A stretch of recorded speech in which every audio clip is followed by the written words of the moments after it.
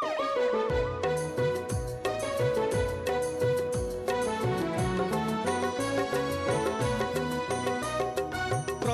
टिके सजग न हेई पछरे काहीकि कांदिबा, पछरे काहीकि कांदिबा। पैसा पडुनी समय जाउनी सुजोग काहीकि छाड़िबा, सुजोग काहीकि छाड़िबा। कुआडे न जाई घरे बसी बसी रोगर निदान जानिबा। फोन टीए करियो बा चिठी लिखि आस आस आस आमे डाक्तरंकु पचारि बुझिबा, डाक्तरंकु पचारि बुझिबा, डाक्तरंकु पचारि बुझिबा। श्रोताबंधु नमस्कार, स्वागत आपण मानकु आजिर डाक्तरंकु पचारि बुझिबा कार्यक्रमर आउ एक नूतन अध्याय को। श्रोताबंधु, आज हूँ पवित्र विजयादशमी। विजयादशमी अवसर में आपण मानकु अनेक अनेक अभिनंदन एवं शुभकामना।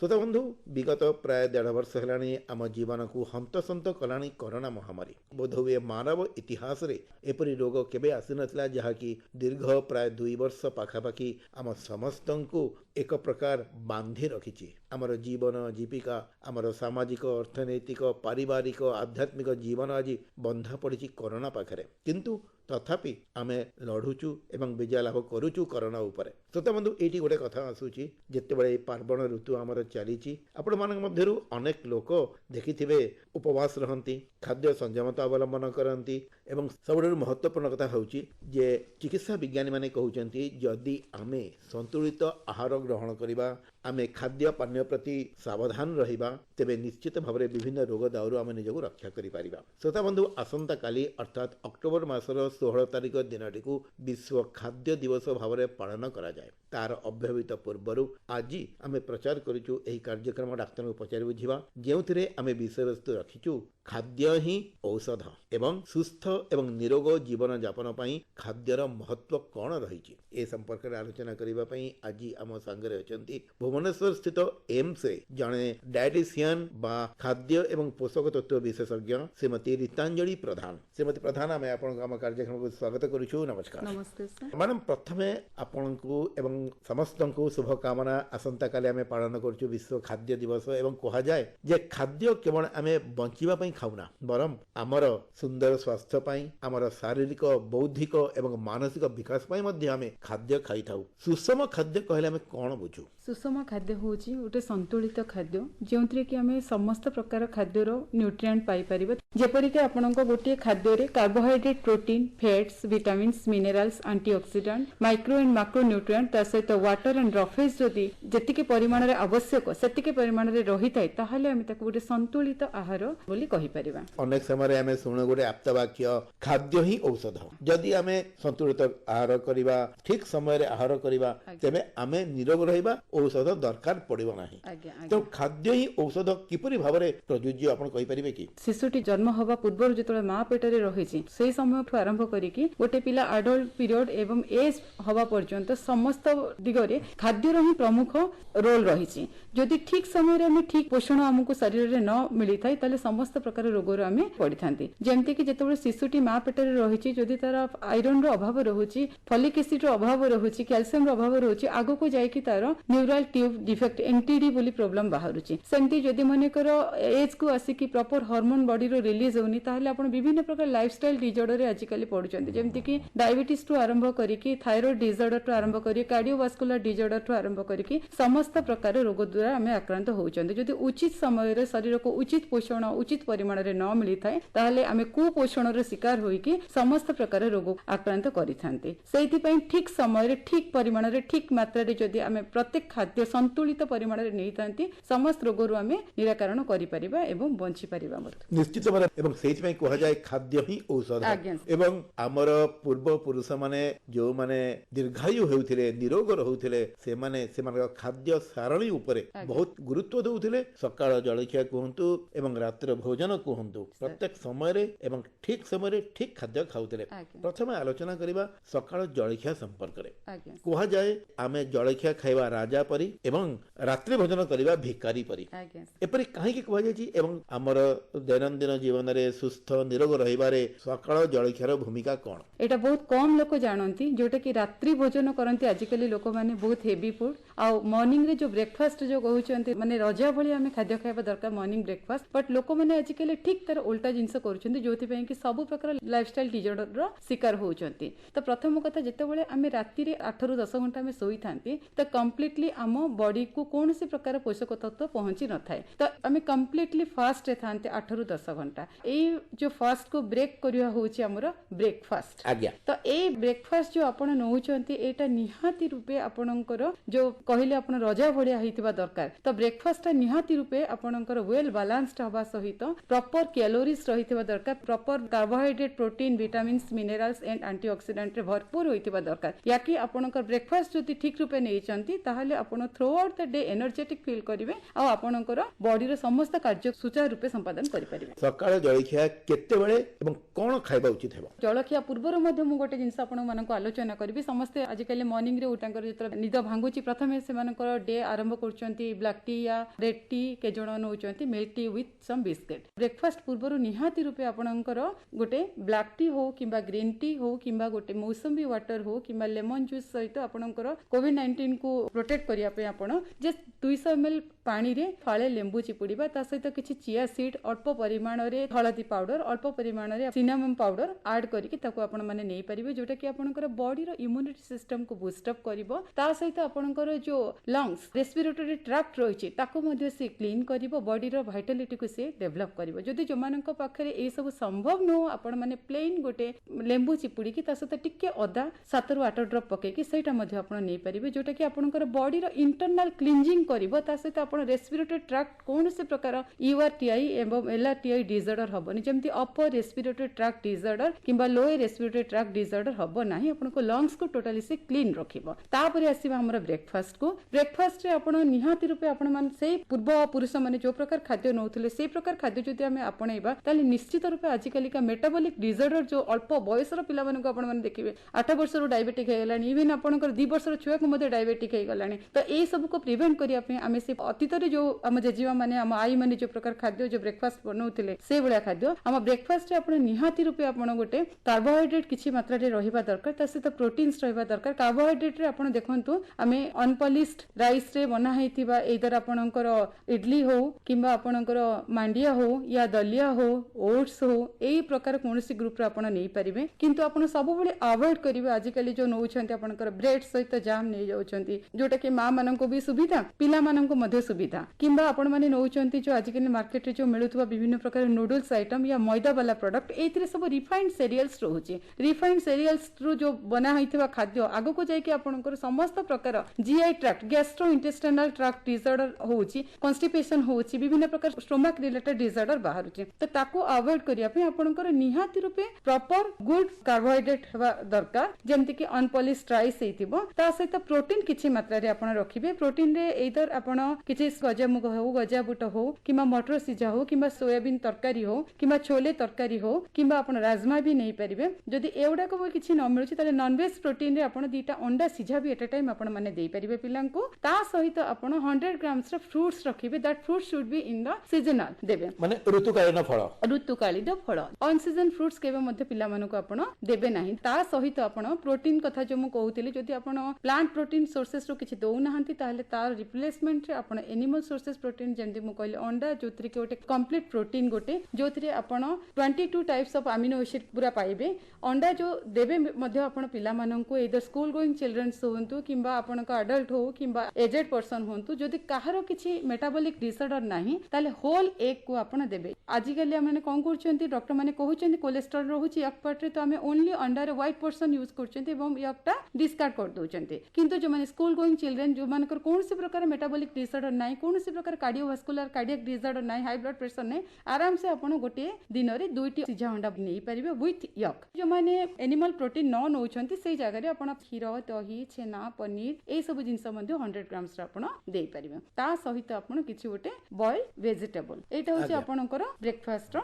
मेनू रहिबा दरकार। निश्चित भाव में मध्याह्न भोजन संबंध करिछि कहबे कि आमे ब्रेकफास्ट छाड़ी देला परे माने समस्तंकर गोटे भूल हेइताय, ब्रेकफास्ट परे आमे डायरेक्टली चली जांते लंच पय, किंतु ब्रेकफास्ट लंच भितरे आमे 5 घंटा या 4 घंटा रो गैप दे देतांते, किंतु एटा गोटे ठीक नुह। हमको सेई समय रे किछि स्नैक्स हो, किछि सूप हो किंबा किछि गोटे हेल्थ ड्रिंक्स हो जहा भी नबा निहाती दरकार। आ जदि आमे डिजीज कंडीशन रो अछंती तो निहाती गोटे ब्रेकफास्ट लंच भितरे मिड मॉर्निंग किछि गोटे रहिबा दरकार, जेमति कि सेई पीरियड रे आपण माने घोळ दही हो किंबा 3 रु 4टा फाइबर रिच बिस्किट हो किंबा सीजनल फल फ्रूट्स हो किंबा किछि रोस्टेड चना हो, वेजिटेबल सूप हो। ए जो कोविड वर्तमान जो पैंडेमिक सिचुएशन चलछि, इम्यूनिटी बूस्ट अप करिया पे आपण पे सबटु बेस्ट हैला ब्रोकोली सहित आमला टमाटो देई कि मध्य 5 रु 7 मिनिट भीतर आपण सूप बनै परिबे, जो सूप की आपणकर टोटल इंटरनल सिस्टम को पूरा क्लीन करिवो, ता सहित एंटी इन्फ्लेमेटरी जो इन्फ्लेमेशन जो कोमॉर्बिडिटीज रही थाउची पेशेंट मानकर आ शीघ्र हीलिंग प्रोसेस को मध्य से डेवलप करिवो। सेटा भी जदी अवेलेबल नाही आपण आमला को जूस बनै कि मध्य आपण नै परिबे, कैरट जूस मध्य आपण देई परिबे, स्पिनाच रे मध्य आपण सूप बनै कि देई परिबे, जोटा कि वर्तमान इम्यूनिटी सिस्टम को आपणकर बिल्ड अप करिवो, माने हम शरीर रे रोग प्रतिरोधक शक्ति बढ़ेबा साहाय्य करिवो। ता सहित एटा गोटे मु प्रमुख जिंस कहबी, घरे घरे हे डायबिटीज तो हम कोन करनती ब्रेकफास्ट पर डायरेक्ट हम चली आसंती लंच को। खाद्य रो जो एतिकी समय रो अंतर भीतर हम बॉडी रे जो ग्लाइसेमिक इंडेक्स रही छि ब्लड रो, तो सेटा सब बेले फ्लक्चुएट करूथाय। ब्लड रे शुगर लेवल को मेंटेन करिया पे हमें प्रत्येक रेगुलर इंटरवल रे किछि ना किछि खाइबा दरकार। खाइबा माने मु कहूनी आपन को खाली रंधा हेतिबा खाद्य ताको छाडी के आपन इधर गोटे फ्रूट्स नै परंती किंबा गोटे लेमन जूस नै परंती किंबा मौसमी जूस नै परंती किंबा आपन सूप भी नै परंती या रोस्टेड चना जहां भी आपन को पाकरे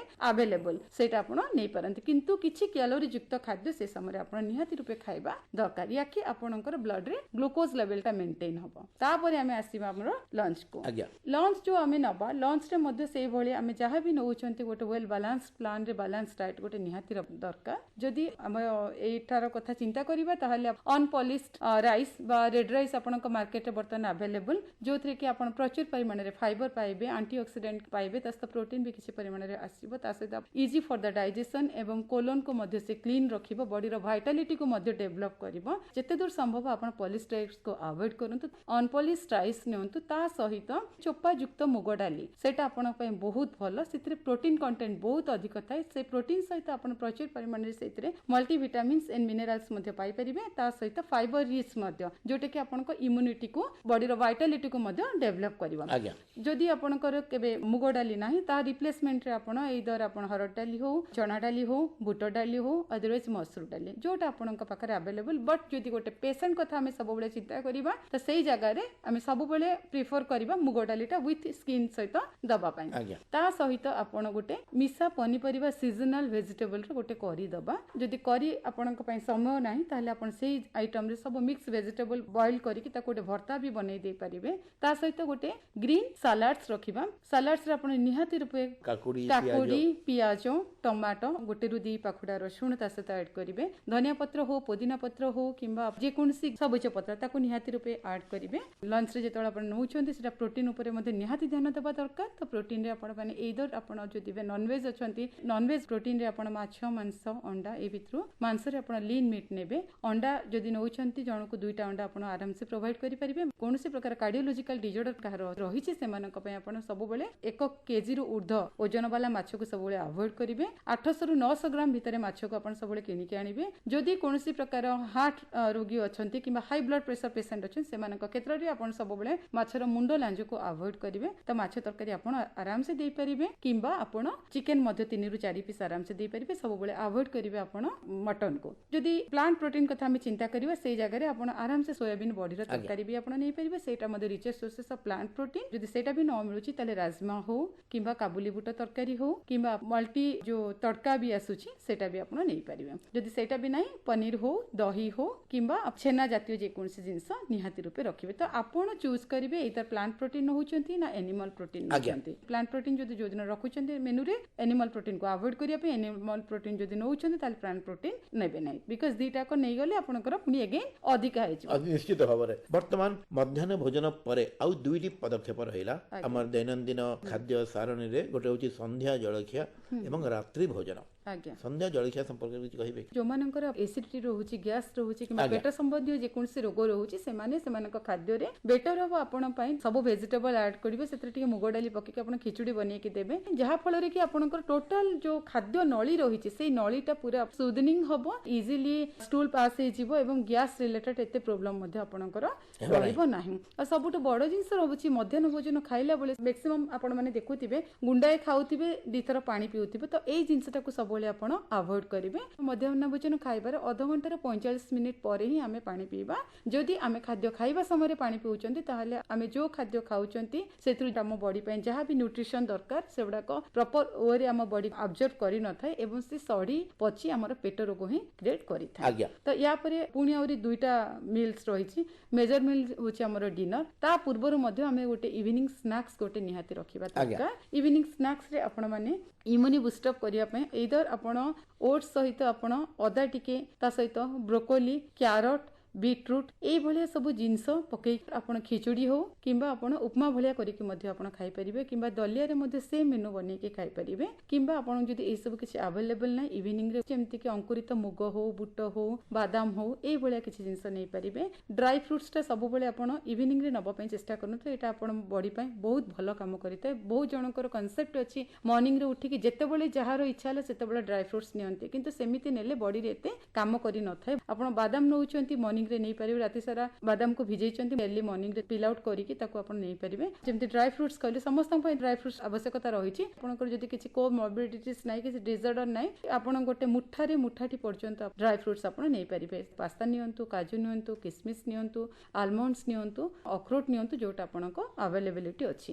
ବଟ୍ ଅଖରୋଟଟା ସବୁବେଳେ ଆପଣ ଯଦି ନାଇଟରେ ନେଉଛନ୍ତି ଖାଦ୍ୟ ଖାଇସାରିଲା ପରେ ତ ସେଇଟା ଆହୁରି ବେଟର କାମ କରିଥାଏ। ତ ଇଭିନିଂ ସ୍ନାକ୍ସରେ ଏଇ ଯଦି କିଛି ଜିନିଷ ଆଭେଲେବଲ୍ ନାହିଁ, ନାଲି ଚୁଡ଼ାକୁ ମଧ୍ୟ ତାକୁ ଭାଜିକି ମଧ୍ୟ ଆପଣ ଖାଇପାରିବେ, କିମ୍ବା ନାଲି ଚୁଡ଼ା ସହିତ ଗୁଡ଼ ତା ସହିତ କଦଳୀ ଦେଇକି ମଧ୍ୟ ଯୋଉମାନଙ୍କର ୱେଟ୍ ଗେଇନ୍ ହଉନି ସେମାନେ ଏଇ ପ୍ରୋସିଜରରେ ମଧ୍ୟ ୱେଟ୍ ଗେନ୍ କରିପାରିବେ। କିମ୍ବା ଆପଣ ଛତୁଆ ବି ସେ ସମୟରେ ନେଇପାରିବେ, କିମ୍ବା ଏନି ଷ୍ଟିମ୍ କେକ୍ ବି ବନେଇକି ଆପଣ ନେଇପାରିବେ। ବହୁତ ବଢ଼ିଆ କଥା କହିଲେ ଆପଣ। ନିଶ୍ଚିତ ଭାବରେ ସୁସ୍ୱାଦୁ ଏବଂ ପୁଷ୍ଟିକର ଖାଦ୍ୟର ମହତ୍ଵ କ'ଣ ଆମେ ସମସ୍ତେ ଜାଣିବା ଉଚିତ। ରୋଗରେ ପଡ଼ିଲେ ଡାକ୍ତର ପାଖକୁ ଦୌଡ଼ିବା କୌଣସି ବୁଦ୍ଧିମାନର କାମ ନୁହେଁ, କିନ୍ତୁ ରୋଗରେ ନ ପଡ଼ିବା ହିଁ ହେଉଛି ବୁଦ୍ଧିମାନର କାମ। ଏବଂ ସେଇଥିପାଇଁ ଯଦି ଆମେ ବେଳେ ହିଁ ସାବଧାନ ହେବା, ଆମର ଖାଦ୍ୟ ପାନୀୟ ଜୀବନଚର୍ଯ୍ୟା ପ୍ରତି ଧ୍ୟାନ ଦେବା, ସତର୍କ ରହିବା, ତେବେ ଅଧିକାଂଶ ରୋଗକୁ ଆମେ ଆଡ଼େଇ ଦେଇପାରିବା। ଯଦି ଆମର ଖାଦ୍ୟ ଏପରି ଭାବରେ ହେବ ଯାହାଦ୍ୱାରା ଆମର ଆଭ୍ୟନ୍ତରୀଣ ଶକ୍ତି ଏବଂ ରୋଗ ପ୍ରତିରୋଧକ ଶକ୍ତି ବୃଦ୍ଧି ପାଇବ, ତେବେ ଆମେ ଅଧିକାଂଶ ରୋଗକୁ ରୋକିପାରିବା ଏବଂ ଆମେ ଏକ ସୁସ୍ଥ ଜୀବନ ଯାପନ କରିପାରିବା। ଖାଦ୍ୟ ସାରଣୀର ଶେଷ ପର୍ଯ୍ୟାୟ ହେଉଛି ଡିନର ବା ରାତ୍ରି ଭୋଜନ। ଏ ସମ୍ପର୍କରେ କିଛି କୁହନ୍ତୁ। ସେମିତି ରାତ୍ରି ଭୋଜନ ମଧ୍ୟ ଆପଣଙ୍କର ନିହାତି ରୂପେ ବାଲାନ୍ସ ହେବା ଦରକାର। କାରଣ ଆପଣମାନେ ଦେଖନ୍ତୁ ରାତିରେ ଯେତେବେଳେ ଆମେ ଡିନର ନେଉଛନ୍ତି, ଡିନର ପରେ 8 ରୁ 10 ଘଣ୍ଟା ଆମ ସିଷ୍ଟମକୁ ଆଉ କୌଣସି ପ୍ରକାର ଜିନିଷ ଯାଉନି। ଯେତେବେଳେ ଆମେ ମର୍ଣ୍ଣିଂରେ ବ୍ରେକଫାଷ୍ଟ ନେଉଛନ୍ତି ତାପରେ ଯଦି ଆମକୁ କିଛି ମିଳିଲା ଆମେ ଖାଇଦେଉଛନ୍ତି, ସେମିତି ଆପଣଙ୍କର ଯଦି ଲଞ୍ଚ ନେଉଛନ୍ତି ତାପରେ ବି କିଛି ମିଳିଲା ଖାଇଦିଅନ୍ତି। ବଟ୍ ଡିନର ପରେ ଆମେ ସମ୍ପୂର୍ଣ୍ଣ ରୂପେ ଶୋଇଯାଇଥାନ୍ତି। ସେଇଥିପାଇଁ ଆମ ଡିନରଟା ବି ସୁଷମ ଆଉ ସନ୍ତୁଳିତ ହେବା ନିହାତି ଦରକାର। ତ ରାତିର ଖାଦ୍ୟରେ ଆପଣମାନେ ଯଦି ଆପଣଙ୍କର କୌଣସି ପ୍ରକାର ଏହି ରୋଗ କିଛି ନାହିଁ ତାହେଲେ ଆରାମସେ ଆପଣମାନେ ଯଦି ରେଡ୍ ରାଇସ୍ ମିଳୁଛି ରେଡ୍ ରାଇସ୍ରେ ରାଇସ୍ ବି ନେଇପାରିବେ, କିମ୍ବା ପଲଉ ନେଇପାରିବେ, କିମ୍ବା ଆପଣ ଖିଚୁଡ଼ି ବନେଇକି ନେଇପାରିବେ, କିମ୍ବା ରାଇସ୍ର କାଞ୍ଜି ବନେଇକି ମଧ୍ୟ ଆପଣ ନେଇପାରିବେ। ଏଇସବୁ ନ ନେଉଛନ୍ତି ଆପଣ ଯେମିତି ଚୋକଡ଼ ଯୁକ୍ତ ଅଟାର ରୁଟି, ଯଦି ଆପଣଙ୍କର କିଛି କାହାର ଲିପିଡ ପ୍ରୋଫାଇଲ ଭ୍ୟାଲ୍ୟୁ ଅଧିକ ରହୁଛି, କୋଲେଷ୍ଟ୍ରଲ ଅଧିକ ରହୁଛି, ହାର୍ଟ ରିଲେଟେଡ୍ କିଛି ପ୍ରୋବ୍ଲେମ ରହୁଛି, ତ ସେଇ ଅଟାର ରୁଟିରେ ଆପଣ କିଛି ପରିମାଣରେ ଫ୍ଲାକ୍ସିଡ୍ ତାକୁ ଗୁଣ୍ଡ କରିକି ଯଦି ଆପଣ ଟିକେ ମିଶେଇ ଦେବେ ସେଟା ମଧ୍ୟ ବହୁତ ଭଲ। ଯଦି କୌଣସି ଡାଇବେଟିକ ପେସେଣ୍ଟ ଅଛନ୍ତି 3:1 ରେ ଅଟା ଆଉ ବେସନ ସେଇଟା ମଧ୍ୟ ଆପଣ ମିଶେଇ ପାରିବେ। 3 ରୁ 4 ପଟ ରୁଟି ରଖନ୍ତୁ, ତା ସହିତ ଡାଲି ରଖିବେ। ଡାଲି ସହିତ ଆପଣ ଯେକୌଣସି ସିଜନାଲ ଭେଜିଟେବଲ ଏଇଦର ସନ୍ତୁଳା ହଉ କିମ୍ବା ଭର୍ତ୍ତା ହଉ କିମ୍ବା ମିକ୍ସ ଭେଜିଟେବଲ କରି ହଉ, ଯେତେ ଦୂର ସମ୍ଭବ ଆପଣ ରାତିରେ ଯଦି ନନଭେଜ ଆଭଏଡ୍ କରିବେ ସେତେ ଦୂର ଆପଣଙ୍କ ପାଇଁ ଭଲ। ଯଦି ବି ନେଉଛନ୍ତି ମଡରେଟ୍ ଆମାଉଣ୍ଟ ନିଅନ୍ତୁ, ତାକୁ ବାଲାନ୍ସ କଲା ଭଳିଆ କୌଣସି ପ୍ରକାର ସାଲାଡ ଆଇଟମ୍ ନିହାତି ରୂପେ ଆପଣ ରଖନ୍ତୁ। ତାକୁ ଛାଡ଼ିକି ମଧ୍ୟ ଯେଉଁମାନେ ପନିର ୟା ମାଛ ୟା ଅଣ୍ଡା ନେବା ପାଇଁ ଚାହୁଁଛନ୍ତି ଆରାମସେ 2ଟା ମାଛ ପିସ୍ ୟା 2ଟା ଅଣ୍ଡା ୟା କିଛି ପନିର ବି ଆପଣ ନେଇପାରିବେ, କିନ୍ତୁ ତା ସହିତ ସବୁବେଳେ କିଛି ସାଲାଡ ମଧ୍ୟ ରଖନ୍ତୁ। ଆ ସହିତ ଭର୍ତ୍ତା ମଧ୍ୟ ଆପଣ ନେଇପାରିବେ। ବାଃ, ବଢ଼ିଆ କଥା ଆପଣ କହିଲେ ରୀତାଞ୍ଜଳି ମ୍ୟାଡ଼ାମ। ବର୍ତ୍ତମାନ ମୁଁ ଆପଣଙ୍କୁ ପଚାରିବି ଯେ ଆମର ସକାଳ ଜଳଖିଆ, ମଧ୍ୟାହ୍ନ ଭୋଜନ ଏବଂ ରାତ୍ରି ଭୋଜନ ଆଜ୍ଞା କେଉଁ ସମୟରେ କରିବାକୁ ଆପଣ ପରାମର୍ଶ ଦେବେ? ଆଜ୍ଞା ସକାଳରୁ ଯଦି ବ୍ରେକଫାଷ୍ଟ ଆମେ ଆରମ୍ଭ କରିବା ତାହେଲେ 8:30 ରୁ 9 o'clock ଭିତରେ କରିବା ନିହାତି ଦରକାର। ମିଡ୍ ମର୍ଣ୍ଣିଂ ଯୋଉ କଥା ମୁଁ କହିଲି 10:30 ରୁ 11:30 ଭିତରେ ମିଡ୍ ମର୍ଣ୍ଣିଂ ଯେମିତି ଆପଣଙ୍କର ସୁପ୍ ୟା ଜୁସ୍ ୟା ଯାହା ବି କହିଲି ସେଥିରୁ କିଛି ନେଇପାରିବେ। ଲଞ୍ଚଟା ଆପଣଙ୍କର 1:30 ରୁ 2 o'clock ଭିତରେ ରହିବା ନିହାତି ଦରକାର। ଦେନ୍ ଆପଣଙ୍କ ଇଭିନିଂ ସ୍ନାକ୍ସ 5:30 ରୁ 5 o'clock ଭିତରେ ରହିବା ଦରକାର ଏବଂ ଡିନର ଆପଣଙ୍କର 9 ରୁ 9:30 ଭିତରେ ହବା ନିହାତି ଦରକାର।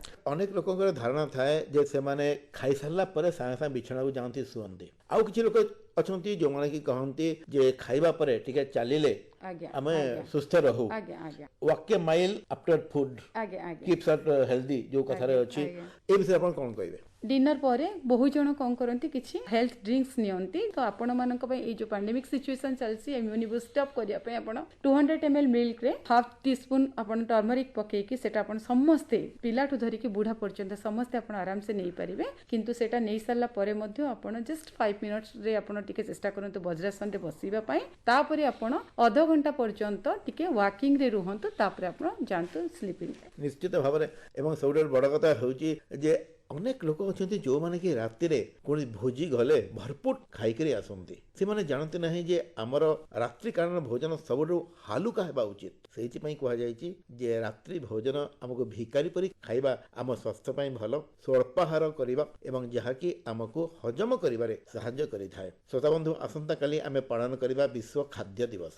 ଖାଦ୍ୟ କେବଳ ଆମେ ବଞ୍ଚିବା ପାଇଁ ଖାଉନା, ଯେପରି ଆମେ ବାରମ୍ବାର କହିଛୁ ଖାଦ୍ୟ ଆମକୁ ଶକ୍ତି ଯୋଗାଇଥାଏ, ପୁଷ୍ଟି ଯୋଗାଇଥାଏ ଏବଂ ଖାଦ୍ୟ ଆମର ଶରୀରର ପ୍ରତ୍ୟେକ ଅଙ୍ଗ ପ୍ରତ୍ୟଙ୍ଗକୁ ସୁଗଠିତ କରିଥାଏ। ଖାଦ୍ୟ ହିଁ ଔଷଧ, ଅନ୍ନ ହେଉଛି ବ୍ରହ୍ମ ଏବଂ ଆମର ପ୍ରତ୍ୟେକ ପିଣ୍ଡ ଅନ୍ନରୁ ତିଆରି ହୋଇଥାଏ। ତେଣୁ ଯେତେବେଳେ ଆମେ ବିଶ୍ୱ ଖାଦ୍ୟ ଦିବସ ପାଳନ କରୁଛୁ ତାର ଅବ୍ୟବହିତ ପୂର୍ବରୁ ଆମେ ଆଲୋଚନା କରୁଛୁ ଆଜି ଆମ ଖାଦ୍ୟ ସାରଣୀ କିପରି ହେବା ଉଚିତ। ଏଠି ଆଉ ଗୋଟେ କଥା ଆସୁଛି ଯେ ଆମ ଖାଦ୍ୟରେ ଦୁଗ୍ଧର ବା ଦୁଗ୍ଧଜାତ ପଦାର୍ଥର ମଧ୍ୟ ବହୁତ ମହତ୍ତ୍ୱପୂର୍ଣ୍ଣ ଭୂମିକା ରହିଛି। କିନ୍ତୁ କିଛି ଲୋକ ଅଛନ୍ତି ଯେଉଁମାନଙ୍କର ଦୁଗ୍ଧ ପ୍ରତି କିଛି ଆଲର୍ଜି ଥାଏ, ଯାହାକୁ କି ଆମେ ଲାକ୍ଟୋଜେନ୍ ଆଲର୍ଜି କହିଥାଉ। କେଉଁମାନେ ଦୁଗ୍ଧ ପାନ କରିପାରିବେ, ଦୁଗ୍ଧ କେତେବେଳେ ପାନ କରିବା ଠିକ୍ ରହିବ, ସେ ବିଷୟରେ କିଛି କହିବେ କି? ଦୁଗ୍ଧ ଆକ୍ଚୁଆଲି ଗୋଟେ ଜିନିଷ ସମସ୍ତଙ୍କ ଦେହରେ ସାର୍ ଯାଇନଥାଏ। ତ କେତେ ଜଣଙ୍କର ଫ୍ରମ୍ ଦ ବିଗିନିଂରୁ ହିଁ ସେଟା ଆଲର୍ଜିକ୍ ଟେଣ୍ଡେନ୍ସି ଥାଏ। ଯେଉଁମାନଙ୍କର କୌଣସି ପ୍ରକାର ଲାକ୍ଟୋଜ୍ ଇଣ୍ଟଲରେନ୍ସ ରହୁଛି ତାହେଲେ ସେମାନେ ନିହାତି ମିଲ୍କ ଏବଂ ମିଲ୍କ ପ୍ରଡକ୍ଟ ମଧ୍ୟ ଆଭଏଡ୍ କରିବା ଦରକାର। ସମସ୍ତଙ୍କ କ୍ଷେତ୍ରରେ ନୁହଁ। ଅନ୍ୟ ସମସ୍ତେ ଯେତେବେଳେ ମିଲ୍କ ନେଉଛନ୍ତି ଆପଣମାନେ କେବେ ମଧ୍ୟ ଏମ୍ପ୍ଟି ଷ୍ଟୋମାକରେ କ୍ଷୀର ଖାଇବାଟା ଉଚିତ ନୁହଁ। ସବୁବେଳେ ମିଲ୍କ ନିଅନ୍ତୁ ୟା ଫ୍ରୁଟ୍ସ ନିଅନ୍ତୁ। ଆମମାନଙ୍କର ଗୋଟେ ଭୁଲ ଧାରଣା ରହିଛି ସବୁବେଳେ ଖାଲି ପେଟରେ ଆପଣମାନେ ନିଅନ୍ତି, ଯାହା ଫଳରେ ଆପଣମାନଙ୍କର ଗ୍ୟାଷ୍ଟ୍ରୋ ଇଣ୍ଟେଷ୍ଟାଇନାଲ ଡିଜଅର୍ଡର, ସେ ଏସିଡିଟି ଠୁ ଆରମ୍ଭ କରିକି acid peptic disorder, gastritis, duodenal ulcer, peptic ulcer ମୁଖ୍ୟ କାରଣ ହେଉଛି ସେଇଟା। ତ କେବେ ମଧ୍ୟ ଫଳ ହଉ କିମ୍ବା ମିଲ୍କ ହଉ, milk itself is a complete food. ତ ଆପଣଙ୍କୁ କେବେ ମଧ୍ୟ ତାକୁ ଖାଲି ପେଟରେ ନେବାଟା ଉଚିତ ନୁହଁ। ଆପଣ ସବୁବେଳେ ଏଇଦର ଆପଣ ଲଞ୍ଚ ଆଉ ବ୍ରେକଫାଷ୍ଟର ଯୋଉ ମିଡ୍ ମର୍ଣ୍ଣିଂ ରହୁଛି ସେଇ ସମୟରେ ଆପଣମାନେ ଯେମିତି ମିଲ୍କ ନେଇପାରିବେ। ସବୁବେଳେ ଖାଲି ପ୍ଲେନ୍ ମିଲ୍କ ନ ନେଇ ସବୁବେଳେ ଚେଷ୍ଟା କରନ୍ତୁ ସେଇଥିରେ ଛୋଟ ପିଲା ହଉନା କାହିଁକି ଅଳ୍ପ ଟିକେ ଟର୍ମରିକ ପାଉଡର ଆଡ୍ କରିବା ପାଇଁ ଚେଷ୍ଟା କରନ୍ତୁ।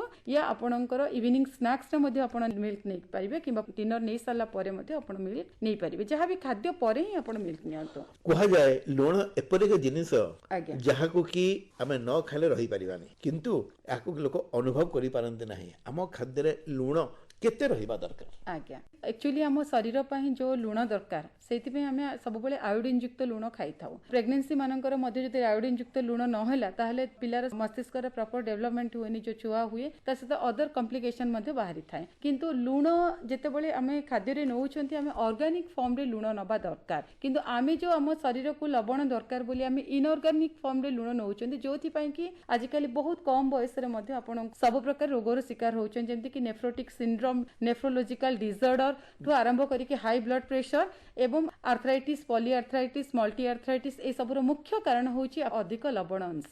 ଯୋଉମାନେ ଅଧିକ ଲୁଣ ଜିନିଷ ଖାଆନ୍ତି ସେମାନଙ୍କର ବଡିରେ ମଧ୍ୟ ସେଇ ଅନୁସାରେ ଅଧିକ ଫ୍ଲେଗମ୍ ବା କଫ୍ ମଧ୍ୟ ପ୍ରଡକ୍ସନ ହେଇଥାଏ। ସେଥିପାଇଁ ଆପଣମାନେ ଯଦି ବି ଲୁଣ ନେଉଛନ୍ତି ଅର୍ଗାନିକ ଫର୍ମରେ ଲୁଣ ନେବା ଦରକାର। ଯେମିତିକି ଆପଣ ଶାଗରୁ ମଧ୍ୟ ଆମେ ପ୍ରଚୁର ପରିମାଣରେ ଲୁଣ ପାଇପାରିବା, ଆଉ ନଡ଼ିଆରୁ ମଧ୍ୟ ପାଇପାରିବା। ଦେଖନ୍ତୁ ଯେତେବେଳେ ଆମେ ଶାଗ ମେଞ୍ଚାଏ କଡ଼େଇରେ ରାନ୍ଧୁଛନ୍ତି ସେଥିରେ ବହୁତ ଅଳ୍ପ ଲୁଣ ପକେଇଲେ ଶାଗଟା ଲୁଣି ହେଇଯାଏ, କାରଣ ସେଇଥିରେ ହିଁ ଆପଣଙ୍କର ଲବଣ ଅଂଶ ରହିଛି, ସୋଡିୟମ ରହିଛି, ପୋଟାସିୟମ କ୍ୟାଲସିୟମ ରହିଛି ସେଇ ଲୁଣଟା ଆପଣଙ୍କ ଶରୀରର ଅଭିବୃଦ୍ଧି ପାଇଁ ସାହାଯ୍ୟ କରେ କିନ୍ତୁ ଆମେ ଟେଷ୍ଟ ୱାଇଜ ଆଜିକାଲି ଯୋଉ ଲୁଣ ନଉଛନ୍ତି ଯେତିକି ଦରକାର ଅଧିକ ନେଲା ପରେ ସେ ଆପଣଙ୍କର କିଡନୀରେ ଫିଲ୍ଟ୍ରେସନରେ ପ୍ରୋବ୍ଲେମ କରୁଛି ଆଗକୁ ଯାଇକି ଆପଣଙ୍କର ରେନାଲ ଡିସଅର୍ଡର ମଧ୍ୟ ସେ କରୁଛି ମୁଖ୍ୟ କାରଣ ହଉଛି ସେଇଟା ସେଥିପାଇଁ ଯେତିକି ଦରକାର ଜରୁରତରୁ ମଧ୍ୟ ଆମେ ନିହାତି ଟିକେ କମ ପରିମାଣର ଲୁଣ ନେବା ଦରକାର ବିକଜ ଆପଣ ଯାହା ବି ଗ୍ରୀନି ଲିଫି ଭେଜିଟେବଲ ଖାଆନ୍ତୁ ଆମକୁ ବଡିରେ ଇଲେକ୍ଟ୍ରୋଲାଇଟ ବାଲାନ୍ସ ପାଇଁ ସୋଡିୟମ ନିହାତି ଦରକାର ତ ଯାହା ବି ଗ୍ରୀନି ଲିଫି ଭେଜିଟେବଲ ଆପଣ ମାନେ ଦେଖୁଛନ୍ତି ସବୁଥିରେ ଆପଣଙ୍କର ସୋଡିୟମ ନିହାତି ରୂପେ ଆଚ୍ଛା ଏଇଠି ଆଉ ଗୋଟେ ପ୍ରଶ୍ନ ପଚାରିବି କିଛି ଡାକ୍ତର ବା କିଛି ଖାଦ୍ୟ ପୋଷକ ତତ୍ତ୍ୱ ବିଶେଷଜ୍ଞ ମାନେ କହନ୍ତି ଯେ ଆମେ ତରକାରୀରେ ବା ଅନ୍ୟାନ୍ୟ ଶାଗ ସବ୍ଜିରେ ଯୋଉ ଲୁଣ ପକେଇକି ରାନ୍ଧୁଛୁ ତାହା ଯେତିକି ବିପଜ୍ଜନକ ନୁହେଁ ଆମେ ଖାଦ୍ୟ ସାଇଡରେ ଯୋଉ ଲୁଣ ନଉଛୁ ବା ଯାହାକୁ ଆମେ ଜିଭରେ ଲଗେଇକିରି ଖାଉଛୁ ତାହା ବେଶୀ ବିପଜ୍ଜନକ ଏହା ସତ୍ୟ କି ନିଶ୍ଚିତ ଆପଣ ମାନେ ଦେଖୁଥିବେ ଗୋଟେ ଜିନିଷ କଞ୍ଚା ଜିନିଷ ଆଉ ରନ୍ଧା ଜିନିଷ ଯେମିତି କି ଆମ ପାଇଁ ପ୍ରୋଟିନଟା ଦରକାର ବୋଲି ଆମେ ମାଛ ଖାଇବା ମାଂସ ଖାଇବା ଅଣ୍ଡା ଖାଇବା କିନ୍ତୁ ମାଛ ମାଂସ ଅଣ୍ଡାକୁ ଯଦି ଆମେ ସିଝେଇକି ଖାଇବା ତାହେଲେ ସେଟା ଆମ ବଡି ପାଇଁ ଠିକ ଅଛି ଯେତେବେଳେ ଆମେ ଅନକୁକ୍ଡ ୱେରେ ଖାଉଛନ୍ତି ତାହେଲେ ସମସ୍ତ ପ୍ରକାର ଆମ ବଡିରେ ରୋଗ ହଉଛି ଭାଇରସ ହଉ ବ୍ୟାକ୍ଟେରିଆଲ ହଉ ଫଙ୍ଗସ ସେଇଥିରେ ହିଁ ଆମର ଗ୍ରୋଥ ହେଇକି ଆପଣଙ୍କର ସବୁ ପ୍ରକାର ରୋଗ ହଉଛି ତ ନିହାତି ରୂପେ ଯେତେବେଳେ ଆମେ ରୋଷେଇ କଲାବେଳେ ଲୁଣଟା ପକେଇ ଦଉଛନ୍ତି ସେଇଟା ଏତେ କ୍ଷତିକାରକ ନୁହଁ ଯେତିକି କ୍ଷତିକାରକ ଆପଣ ଡାଇନିଂ ଟେବୁଲରେ ଡାଇରେକ୍ଟଲି ଆମେ ସଲ୍ଟ ୟୁଜ କରୁଛନ୍ତି ଆଉ ଯେତେ ଦୂର ସମ୍ଭବ ଆପଣ ମାନେ ଏଇ ଯୋଉ ହ୍ୱାଇଟ୍ ସଲ୍ଟ ନଉଛନ୍ତି ତାର ରିପ୍ଲେସମେଣ୍ଟରେ ଆପଣ ବ୍ଲାକ୍ ସଲ୍ଟ ମଧ୍ୟ କିଛି କିଛି ଜାଗାରେ ଆପଣ ନେଇପାରିବେ ଯୋଉଟା କି ଆମର ସ୍ୱାସ୍ଥ୍ୟ ପାଇଁ ହିତକର କୁହାଯାଏ ଜୀବନ ମଧୁମୟ ଯଦି ଜୀବନରେ ମଧୁରତା ନାହିଁ ତେବେ ତାହା ନିଶ୍ଚିତ ଭାବରେ ଏତେ ଆନନ୍ଦଦାୟକ ହୁଏ ନାହିଁ ତେଣୁ ଆମ ଖାଦ୍ୟରେ ମିଠା ଅଂଶ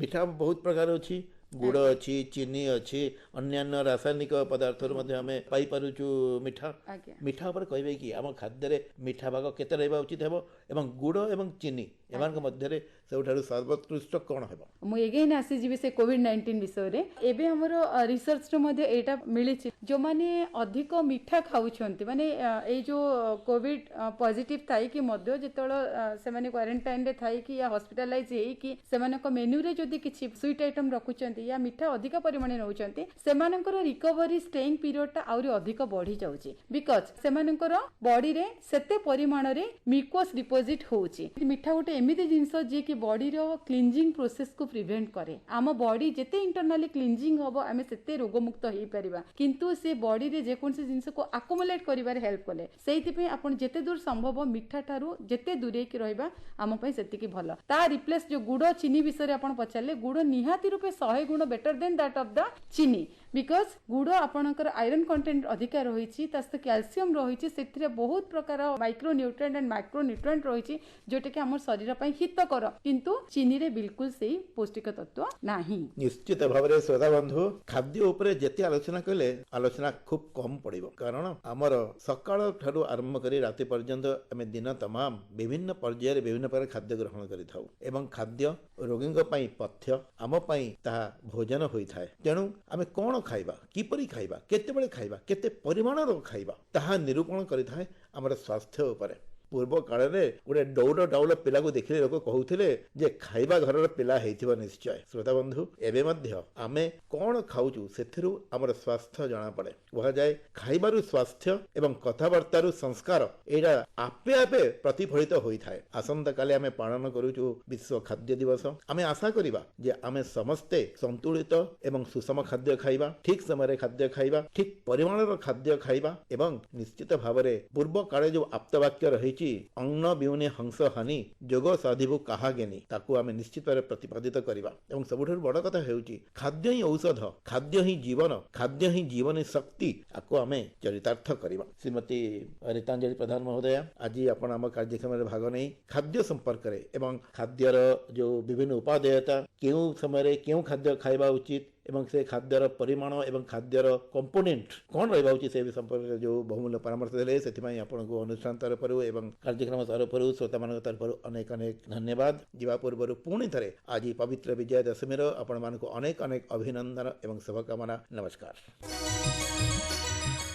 ତେବେ ଶ୍ରୋତା ବନ୍ଧୁ ଆମେ ପୁଣି ଥରେ ଆପଣମାନଙ୍କୁ ସ୍ୱାଗତ କରିବୁ ଆସନ୍ତା ଶୁକ୍ରବାର ଦିନ 12:30 ଆଉ ଜଣେ ଡାକ୍ତରଙ୍କ ସହିତ ଆଉ ଏକ ବିଷୟକୁ ନେଇ ସେତେବେଳ ପର୍ଯ୍ୟନ୍ତ ଆମକୁ ବିଦାୟ ଦିଅନ୍ତୁ ଘରେ ରୁହନ୍ତୁ ମାସ୍କ ବ୍ୟବହାର କରନ୍ତୁ ହାତକୁ ବାରମ୍ବାର ସାବୁନ ପାଣିରେ ଧୁଅନ୍ତୁ ସାମାଜିକ ଦୂରତା ବଜାୟ ରଖନ୍ତୁ ଏବଂ କରୋନା ଟିକା ନିଅନ୍ତୁ ନମସ୍କାର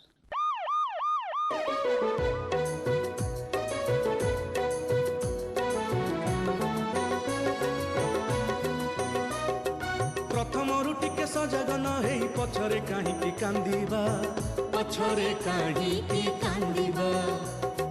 ପଇସା ପଡୁନି ସମୟ ଯାଉନି ସୁଯୋଗ କାହିଁକି ଛାଡ଼ିବା, ସୁଯୋଗ କାହିଁକି ଛାଡ଼ିବା। କୁଆଡ଼େ ନ ଯାଇ ଘରେ ବସି ବସି ରୋଗର ନିଦାନ ଜାଣିବା। ଫୋନ୍ଟିଏ କରି ଅବା ଚିଠି ଲେଖି ଆସ ଆସ ଆସ ଆମେ ଡାକ୍ତରଙ୍କୁ ପଚାରି ବୁଝିବା, ଡାକ୍ତରଙ୍କୁ ପଚାରି ବୁଝିବା, ଡାକ୍ତରଙ୍କୁ ପଚାରି ବୁଝିବା।